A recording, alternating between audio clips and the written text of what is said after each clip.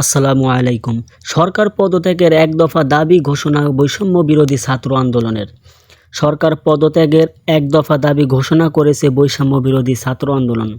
আজ শনিবার রাজধানী কেন্দ্রীয় শহীদ মিনারে হাজার হাজার মানুষের সমাবেশে বৈষম্য বিরোধী ছাত্র আন্দোলনের পক্ষ থেকে সমন্বয়ক নাহিদ ইসলাম এ ঘোষণা দেন। বিকেল 5:30টার দিকে নাহিদ ইসলাম মাইকে সমবেত মানুষের উদ্দেশ্যে বলেন, মানুষের জীবনের নিরাপত্তা ও সমাজের ন্যায় বিচার প্রতিষ্ঠার জন্য আমরা এক দফা দাবির সিদ্ধান্তে উপনীত হয়েছি। এক দফাটি হল প্রধানমন্ত্রী শেখ হাসিনা সহ এই সরকারের পতন ও ফ্যাসিবাদের বিলোপ। নাহিদ আরও বলেন, বৈষম্য বিরোধী ছাত্র আন্দোলন থেকে আমরা খুব দ্রুতই ছাত্র নাগরিক অভ্যুত্থানের জন্য সর্বস্তরের নাগরিক, ছাত্র সংগঠন ও সব পেশাজীবী মানুষের সঙ্গে মিলে সম্মিলিত মোর্চা ঘোষণা করব। সবার সঙ্গে আলোচনার মাধ্যমে ভবিষ্যৎ বাংলাদেশের জাতীয় রূপরেখা আমরা সবার সামনে হাজির করব। শুধু শেখ হাসিনা নন, মন্ত্রিসভাসহ পুরো সরকারকে পদত্যাগ করতে হবে। এই ফ্যাসিবাদী শাসন ব্যবস্থার বিলোপ করতে হবে।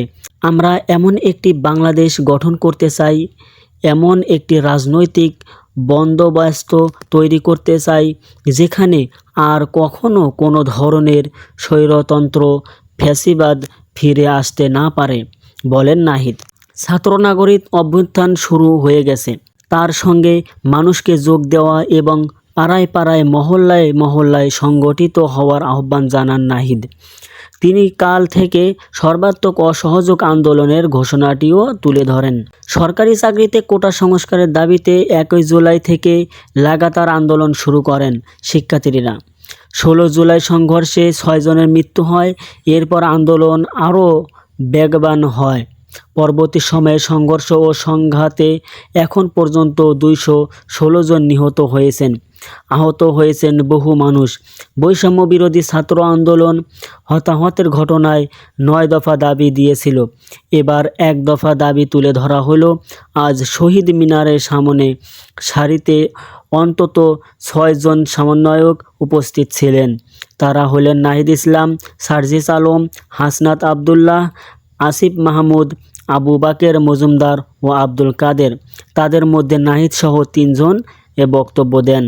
বৈষম্য বিরোধী ছাত্র আন্দোলন আজ শনিবার সারা দেশে বিক্ষোভ মিছিল কর্মসূচি পালন করে।